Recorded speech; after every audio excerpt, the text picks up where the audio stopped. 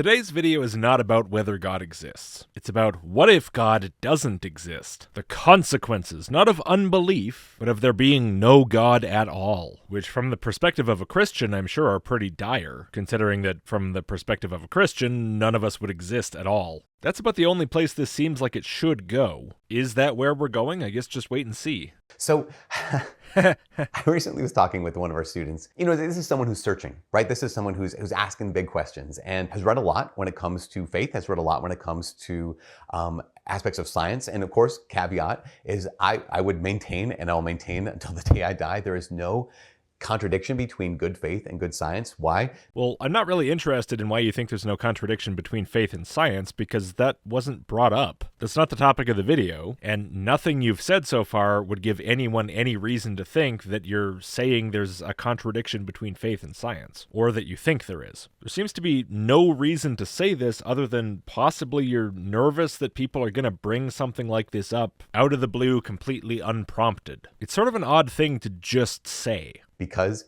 science is a pursuit of natural truth and faith is a pursuit of supernatural truth.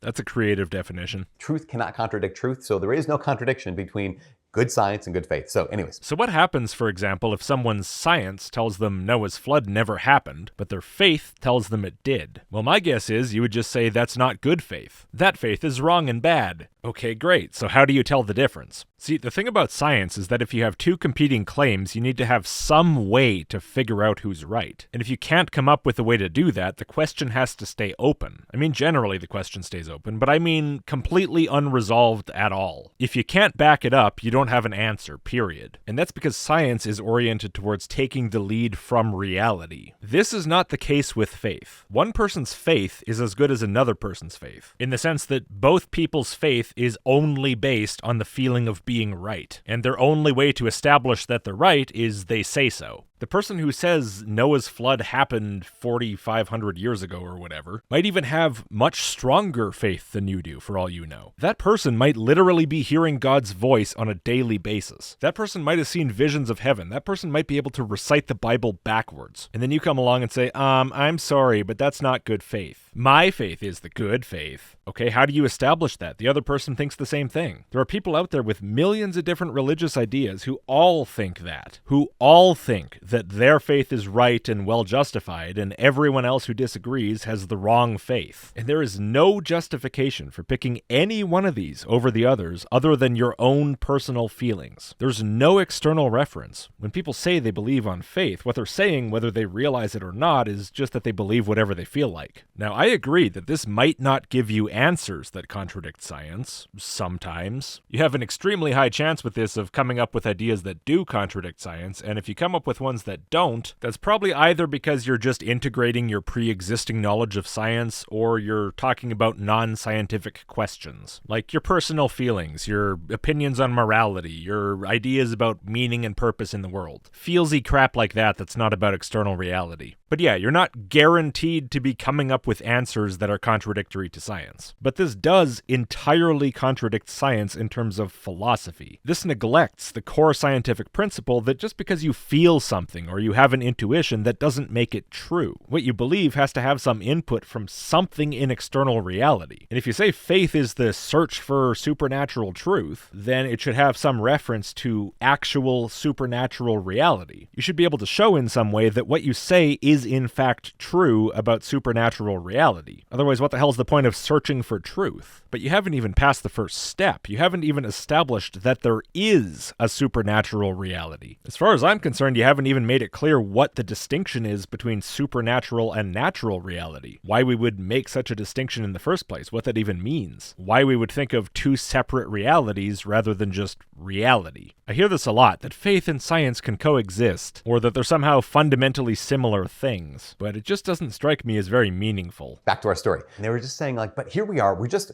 specks, right? We're just specks in that are flying through space, and there are hundreds of billions upon hundreds of billions of stars, and probably life other places in the universe. We're insignificant. Like, nothing we do matters. Well, in a way that's true. Yeah, the universe is big and you're small. You don't have a lot of impact on most things that go on in the universe. That's true. Your actions are not going to matter to some organism 5 billion light years away. Fortunately. And vice versa, fortunately. But to act as if that means nothing you do matters at all is incredibly strange to me. Because what, is your life defined by what some organism on a planet 5 billion light years away thinks of you? Does something you do only matter if everything in the universe sees it and is impressed? And everything outside the universe too, like God? Is your feeling of what's important in your life or in your world really completely dependent on the attention of everyone else? Or on your actions' impact on balls of rock that you've never seen and have no interest in? Does an action's impact having limited scope make it unimportant? Do your actions only ever matter if they have unlimited impact, like an infinity-sized nuclear explosion? Why? Sure, it's a valid perspective. You can choose to look at your life in that way if you want, but that doesn't make it objectively true that that's what it means for something to matter. That's just how you feel on that question. It's just your subjective opinion on what you think it means for something to matter. If you changed your perspective, all of a sudden everything could matter, with exactly the same amount of justification, and to exactly the same degree of reality. Because what matters is not a question of objective reality. It's just a question of how you choose to approach things, your style of interpretation. All the squabbles we have these days and all the pressure people are under and to try to do this or avoid doing this other thing, he just came to this conclusion of just relax because it doesn't matter. Yeah, so there's something healthy in this interpretation. If something happens, well, it's not the end of the world. It doesn't have universe-shaking consequences. Everyone just chill out a little bit. Now, I could see that if someone took an interpretation like this really seriously, it could lead to maybe unhelpful levels of apathy. I don't think most people really do take this kind of thing that seriously, though. People still care about stuff. They still react to stuff. They still have feelings about things. In any case, though, again, this isn't objectively true.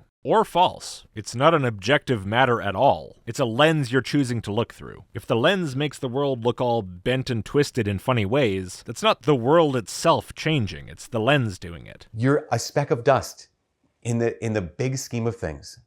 And what even are human beings? What? Play that back. What even are human beings? What? Play it again. What even are human beings? What even are human beings? What are you talking about? That's not a sentence. Those are barely even words. We're nothing. No, we're not. That is objectively false. If we're nothing, what does the word we even refer to? Therefore, since there is no God, just do what you want because it doesn't matter.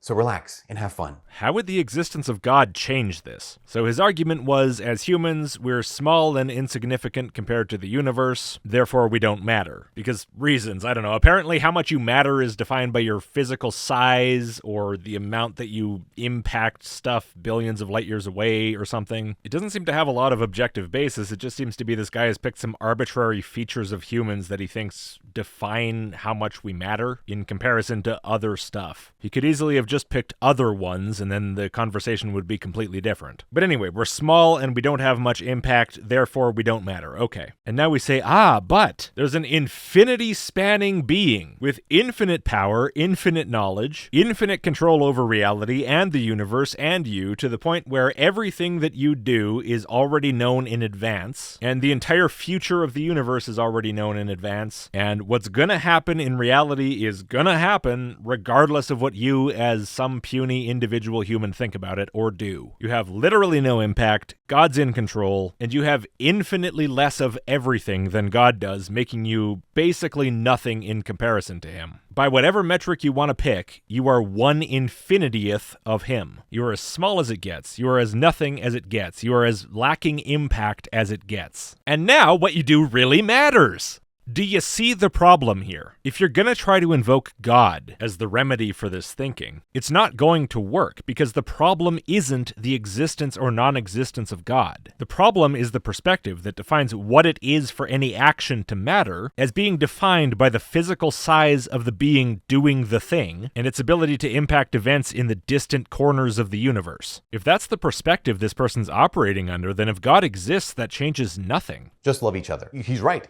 If there is no God, then do whatever you want. And if there is a God, do whatever you want by this standard, because it amounts to the exact same thing. You're still tiny, insignificant, and lacking impact, except just more so with a God. But there is a difference, though. If there's a God, then at least after you die, he'll punish or reward you for what you've done, which in no way makes what you did matter. It just means you're gonna suffer for it or get pleasure for it. It's like saying a dog's action of pooping on the floor doesn't matter, but if you whack the dog on the nose with a newspaper, now suddenly it matters. It doesn't make a whole lot of sense to me, but I guess if you want to have the perspective that your actions only matter if someone external to you punishes you or rewards you for them, then you can. I wouldn't look at it that way. I don't think that if I commit a crime, the crime itself only matters if I get caught and punished. I don't think if I do a charitable act that the charitable act itself only matters if I get a trophy for it. But that does seem to be the Christian worldview, just carrot and stick. That's all that matters. That's all that it can possibly mean to matter. Now, of course, you haven't mentioned heaven and hell yet, so I don't know if that's what you're going to say, but it is the only thing that distinguishes what it is for something to matter in a universe without God versus in a universe with God. Like that, yes, please do whatever you want, because if there's no God, there's no right or wrong. There's no such thing as right or wrong. Okay, what matters or doesn't matter is a different question from what is right or what is wrong. You're changing the subject, and I don't think you're even aware of it. Now, you don't really specify what you mean by there is no right or wrong, so I'm going to assume that what you mean is that there is no definition of what right and wrong are outside of anyone's idea of what those words mean and what actions fall into each category. And I agree, in a universe without God, which actions are right or wrong is entirely a matter of how humans define right or wrong. In my opinion, because I'm not a moral realist, although there are atheists who are, so things are right or wrong. It's just that there's no standard beyond the mind that dictates what that means. The mental idea of what right and wrong are is the standard against which we measure the rightness or wrongness of an action. And measured against that standard, actions are objectively right or wrong. But the standard itself is not objective. Morality isn't some physical property of reality the same way as like gravity. Now, of course, in the Christian view, morality is a product of God's mind. So it's already just a product of somebody's mind, but much more importantly, the way that it's determined what God's mind thinks is by the subjective interpretation of the human mind. You've arbitrarily decided that Christianity is the religion that you like, or you're convinced by, or whatever, and so maybe you read the Bible and you try to interpret what it wants you to do the best you can, which is clearly a process that does not tend to lead people to the same results all the time. See the history of Christianity. And maybe also you rely on your faith. Maybe you pray to God and then you have a feeling that, I know what God wants me to do. Interestingly enough, it lines up exactly with what I already thought I should do. And then you go do that, and you feel like you were right to do it. And somebody else does the exact same thing about the exact same question and gets the opposite answer. But of course, you have the good faith, so you know you're right. Their faith, that's the bad faith. Screw their faith. Their right and wrong isn't the real right and wrong, and I can prove it by loudly insisting upon it. Whoever's the loudest and or wins the resulting war is objectively right. Why? Because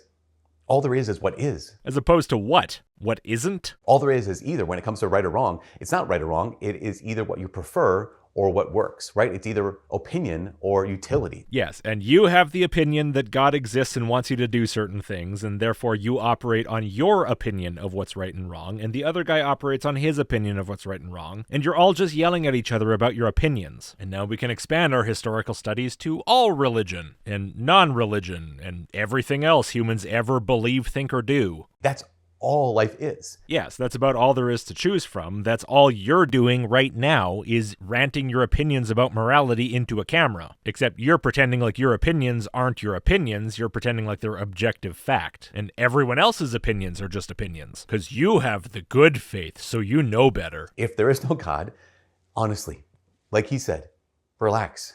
Because nothing you do matters. I seriously don't understand how you think there's a difference between God or no God in this case. It has no applicability to this. No, that's a positive way of saying it.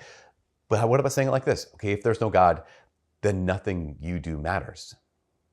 You don't matter. Oh, look, man, you can try the demoralizing bullshit all you want. I know that's the point, is to demoralize people until they just give up and join the religion because they're not very good at critical thought. But it doesn't work on someone who's actually thought this through and realized, wait a second, if nothing I do matters, why does it matter so much to me? Why does it matter so much to everyone else? How can it matter and not matter at the same time? How can something be A and not A at the same time? Christians insist that nothing matters, and yet it does, deeply and personally. No matter how much we try to intellectualize it away, and no matter how much Christians insist that we should feel terrible about our lives, and helpless and demoralized and purposeless and lost and apathetic and miserable, no matter how much the Christians try to stomp down and ruin society and the individuals within it by preaching their nihilistic opinions, all in the service of increasing their fucking membership, things still matter. Everyone demonstrates this every day. It's a lie. It's an attempt to push people into a perspective that is not healthy and no more objective or inevitable than the healthy one, because Christianity preys on the unhealthy. These are the people it's looking for. These are the people most easy to indoctrinate. And if it can't find them, it will create them. It will spread the exact ideas it claims to oppose, as this guy here is doing right before your eyes right now. The description of this video says, what if there were no God? What does that idea look like if you follow it to its logical conclusion? It ain't pretty. Okay, well then why are you trying to push people towards this conclusion? There are plenty of well-adjusted atheists like me who don't see the world anything like how you present it. But rather than just accepting that, you would rather push us in this direction, no matter the consequences. You want us to have this very negative subjective outlook rather than our positive subjective outlook because it's more convenient for you. The description goes on, today, Father Mike shows us that meaning, dignity, and purpose come from the one who created everything. Right, so if somebody doesn't believe there's a God, which of course this video is not going to change, you want to at least convince them to believe that there's no way for them to believe their life has meaning or dignity or purpose. Take the small wins, right?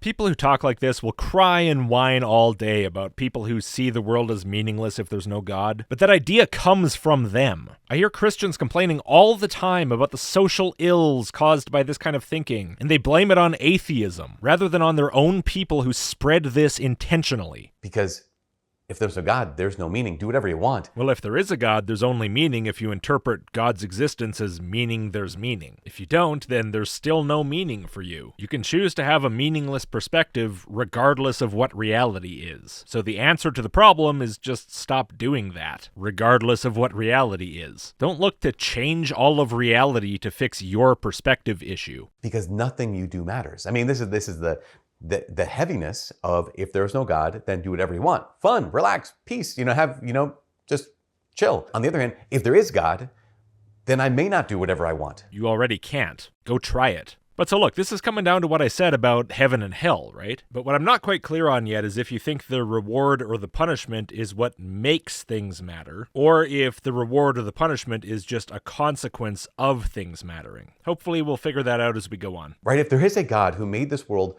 on purpose and for a purpose, if there's a God who made you on purpose and for a purpose, then yeah, the bad news or the hard news is you may not do, and I may not do whatever I want. Okay, so it sounds like what you're saying is that God does the bad thing to you because your life has meaning, because your life has purpose. But you're still talking on this punishment and hell topic, so I'm still going to wait a little bit longer and see what you say overall. You may not do, and I may not do whatever I want. Why? Because God doesn't like it and he's going to whip you. Because you matter. Trust me, man, many parents have done horrible things to their kids in the name of punishment for certain behavior, or ostensibly so, and those kids didn't matter to them at all. Who knows, maybe some of those kids have found it useful to try to see it that way just to get through it, to tell themselves that because their actions provoked such an energetic response, that must mean their actions matter to their parent, and that must mean they matter to their parent, to try to see some twisted form of love in it, to try to justify it to make it feel less pointlessly cruel, to try to make themselves feel less alone in their abuse, to try to see it as if the parent is doing it because they care. But I'm afraid that doesn't make it true. Your belief that God wants to punish you for your supposed misdeeds doesn't show that God loves you or cares about you. It doesn't show that you matter to him, and it certainly doesn't show that you matter objectively. Because your choices matter. I've seen this kind of smile before. Have you ever seen Hide the Pain, Harold? Because everything you do doesn't just take on the weight of space dust flying through the galaxy, but Everything you do takes on the weight of a being made in God's image and likeness that is destined to live forever. There it is. That's what I was waiting for. I thought that had to be coming. I thought my powers of prediction were failing me. But no, here we are. You're a being that's destined to live forever. There will be eternal consequences to what you do, which is the thing that gives weight to what you do, and that's why your actions matter. In which case, what gives you a feeling of meaning in your life is being afraid of stepping out of line and God tossing you in the pit of fire. Of course it was going to come down to that. I said I thought it would come down to that. There's nothing else for it to come down to. It's always got to be the carrot and the stick. You're trying to act as if being forbidden from doing certain things on pain of punishment gives life not just a feeling of meaning for you, which is incredibly perverse, by the way, but objective meaning and importance beyond anyone's thoughts about it. Okay, I don't get it, but if you feel that way, fine. But reality doesn't care. Nor, frankly, do I. It doesn't change anything for me. How you feel about the reality we live in doesn't change the reality we live in, fortunately. And so here's the question. The question is not just between, is there God, is there not a God? I know that's not the only question, because that's not the question we're talking about in this video. That's not the point of the video. Why are you bringing that up now? We know what we're watching. The question also is, do you matter? Do you not matter? Yeah, I know what you're talking about. You've told me already. Why are you telling me again? The question is, do your choices have significance, or are they completely insignificant? Yes, they're significant to me and anyone else they're significant to, and they're not significant to the people they're not significant to. It's significant to me what I had for breakfast. Presumably, it's not significant to you. This is not a challenging question. It's so funny to me how religion can make people stay up at night worrying about nothing questions like this. Just get on with your fucking life. Jesus Christ. Now, I'm not going to say choose one or the other because you like one or over the other. That's not it. The only reason we'd ever choose to believe in something is not because we like it, not because we prefer it, not because it works, but the only reason to believe anything is because it's true. This whole video is just you saying that the only way anyone can ever see anything as having any meaning or importance is if they do it the way you like based on the religion you like, and everything else doesn't count. Let's not start pretending now that you're talking about the actual truth. So we have to ask the question. Let's ask the question of ourselves, of our own hearts. Search your feelings. You know it to be true. Yeah, okay, I hate to reiterate this yet again, but your feelings don't define what's true. I don't care what you feel like. That doesn't dictate reality. And ask the question, which one most accurately reflects our lived experience? Which one of what? Do your choices matter or don't they? Which one reflects your lived experience? Your choices mattering because they matter to you and to the people around you. Of course they matter. That's what I've been saying this entire time. Our choices matter to ourselves and to others. Our choices matter to people, which has nothing to do with whether your choices matter to not people. Do the rocks care? I don't really think so, but just searching my feelings and looking at the fact that my feelings matter to the human beings around me isn't really gonna tell me the answer to that question, is it? Maybe we'll just leave the question, do the rocks care about my actions, for later, because we're not gonna answer it with this information. And the one that I think the one that most accurately reflects our lived experience is we have a sense that even though we might not know the meaning of every single moment, we know that there's meaning in each moment, right? Like, this is true. Each moment? Not necessarily. I mean, what if you're in the middle of like a 17-hour drive and you're just kind of on autopilot? You probably don't even notice that moment at all. But yeah, plenty of moments have meaning. They mean a lot to you. Of course, that's the experience of human beings. There are moments. We care about them, which is cool. That means those moments are important. That means they do mean something, which again is the entire point I'm making. I already have the sense that my moments matter because of how much they matter to me. I don't need the threat of eternal hell if I step out of line in the moment to give the moment meaning. That wouldn't change the meaningfulness of the moment. It would change the fear level in the moment. You seem to have somehow managed to confuse meaning with fear inside your head. We might not know the meaning, like in times of suffering, even in times of joy of love, in times of heartbreak, in times of like great intense pain. we might not know what does this mean. The fuck are you talking about? Of course we know what it means. It means whatever it means to you. Now you're confusing the word meaning with like, what is the function of this within God's plan or something? Which again, just like meaning and fear, these are two completely separate things that you're treating as if they mean the same thing. But what is the cry of the human heart? Hearts don't cry. Please stop using this weird language, but figuratively speaking, I guess it's whatever your heart is crying about at the moment. The cry of the human heart is, what does this mean? What, like if you're trying to learn a foreign language or something? No, again, what you mean is, what is the function of this in God's plan? Or at least something similar to that. But the actual question, as you've stated it, isn't even a valid question. It's not even properly formed, because for something to mean something, in the sense of it mattering, it has to mean something to someone. If you say, what does this mean, the correct response is, to who? If the answer is, to you, well, if I'm going through some bad life event, then what that means to you is nothing. At least until you find out about it, at which point maybe it means something to you. If the answer is, to me, then of course it means all kinds of different things. But of course, for some reason, you don't think that what it means to you or to me has any relevance to anything. You think that the only person that it matters for anything to mean anything to is God. And if God's not there for it to mean something to, then it can't mean anything to anyone else at all. Your way of looking at this is so bizarre to me. Right? The cry of the human heart is, why? Okay, why has nothing to do with what does this mean to someone? If I get cancer and I ask, what does this mean to me? The answer is going to be all sorts of different stuff. If I get cancer and I ask, why did I get cancer? The answer is going to be something about uncontrolled cell division. And if I believe in God and I ask, why did God inflict this upon me? The answer is probably going to be some bullshit about character development or something. Who knows? Do you see how these are all different questions? Why are you jumping around between them, treating them like they're all the same? Are you just confused, or is this some kind of pathetic sleight of hand? And the human heart would not ask the question why unless the human heart just recognized that there's an answer to this question. Well, yeah, pretty much all questions of why things happen in the world have answers. And now we're back to science again. The search for natural truth, as you put it, remember? Well, the explanation for why natural things happen is going to be in that realm. Now, if you mean the human heart cries out, why did God do this to me? Well, the answer is because that's a religious person who's already been indoctrinated into the religion. Of course, a person who already believes God does everything is going to believe the answer is God did it, and start to wonder why God did it. And this is where the religious have a really hard time understanding my perspective, because I never believed. I was never taught, never indoctrinated, never believed this stuff in the first place. And so I come from a place where I don't ask these questions. These questions are not something that even comes up. But people stuck in these religions can't fathom the idea that these questions would not come up. Because for them, obviously, having been taught that these are the questions that you ask, these are the questions that they ask. This is the first place their mind goes to. It's so deep that it feels like an instinctive response. Everyone must do this.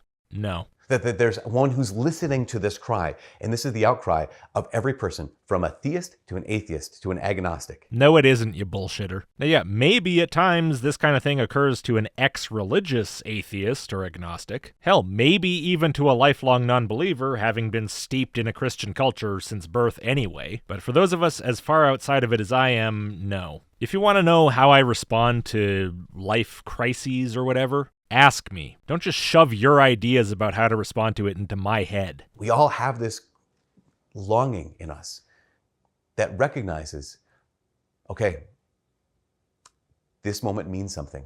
I don't know what it means. No, I've never been confused in my life about what a moment means. I've been confused about what people mean when they say something. I've been confused about what an event means in the sense of not knowing what the likely consequences are. But both of those are very different senses of the word meaning. That these lives matter. Yes, human lives matter to other humans, yes. That's not under dispute, and that doesn't change if there's no God. It would be kind of silly to say, I'm an atheist, therefore I think people's lives don't matter to other people, when that obviously contradicts reality. That your life matters. Yeah, pretty much the same response again. That your choices matter. The same response again, except switch out people's lives with choices. This is so dumb to try to pretend like if you don't believe in God, that should mean you don't care about anything. Doesn't even make sense. Again, this is just to pay attention to this. I am. That's the problem. That's why this isn't going well for you. And again, we don't choose to believe in God because it makes us happy or because it makes us good or because it's our opinion. Okay, you don't choose to believe in God for any of those things, but you believe in God God because it's your opinion. Kind of by definition, if it wasn't your opinion, you wouldn't believe in God. If it is your opinion, you do believe in God. That's what that means. The only reason to choose to believe in God is because he really actually does exist. Okay, to be clear, I don't think you choose to believe anything. I think you become convinced in some way. You can choose to try to convince yourself through some kind of weird brainwashing techniques or something, but that's about the closest you get to choosing to believe. Then the sentence becomes the only reason to believe in God is because God really actually does exist. Well, no, you can't access whether God really actually does exist. All you can access is the evidence that God exists. So the reason to believe in God would be that you've become convinced by the evidence that you've seen for God's existence, within which I include being indoctrinated as a child and taking that to mean it's true. I'm using evidence very, very loosely here, just to mean that which convinces you. The point is, you can't act based on whether something actually exists. You can only act on whether something seems more likely to you to exist than to not exist. The only reason to choose to believe that life has meaning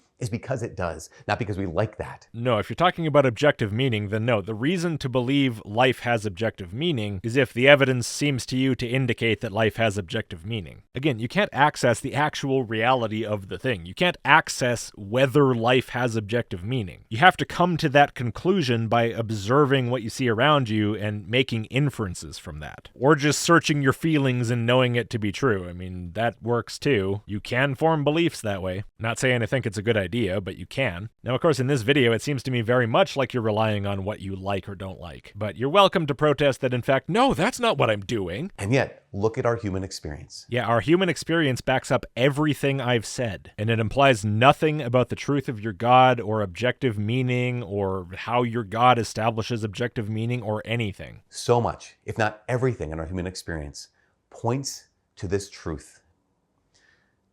You matter. Yes, that's what we've been talking about for a while now. Do you have anything else to say? This world is not an accident. Okay, whether it is or isn't, that doesn't change the meaning thing. Hell, you could have an accidental world created by an accidental God, and people would still feel like they matter. People would still feel like the things they do matter. People would still matter to each other. And weird religious people would still think it all only matters if the accidental God threatens to toss them in the accidental fire at the accidental end. We're not talking about what the world is or where it came from, or how that happened. We're talking about how people feel about it and the things within it, which could be any which way, regardless of which way the world got here. It's still the same world either way. You are not an accident. I don't really care if I am. I don't value myself less if I'm an accident. I don't think kids who result from a broken condom matter less than the planned ones. The person you love, who loved you, that's not simple instinct. Yeah, I know. It's much more complicated than that. Again, regardless of whether there's a God or not, humans do not operate on simple instinct. It's not merely an accident. Yeah, I'm aware. Making a relationship work long-term takes quite a lot of effort and investment from both people. To pretend that's an accident would be quite insulting. You have been made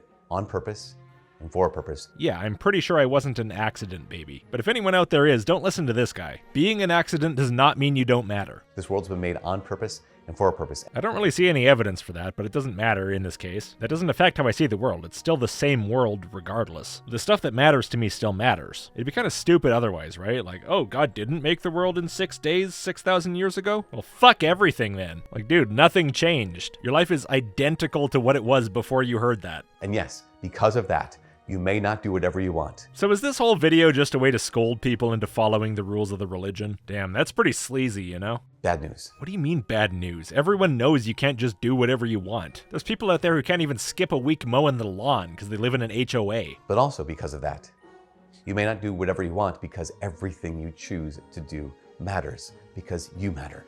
And that's the good news. You're just repeating yourself. I wish you would have scripted this. I always think it's funny when people accuse me of repeating myself. Like, you know I'm responding to someone else, right? If you don't want repetition, tell that guy. Anyways, I think it's something to think about, and I definitely think it's something to pray about. Oh yeah, I'll get right on that. Anyway, thank you all for watching. If you would, before you go, please do give the video a like and click subscribe if you haven't. And if you like the channel, maybe consider supporting. A couple bucks per video or per month helps a huge amount, and enormous thanks to all of my supporters who've already made that choice. Early access, email list, list.logicked.com, and I'll see you next time.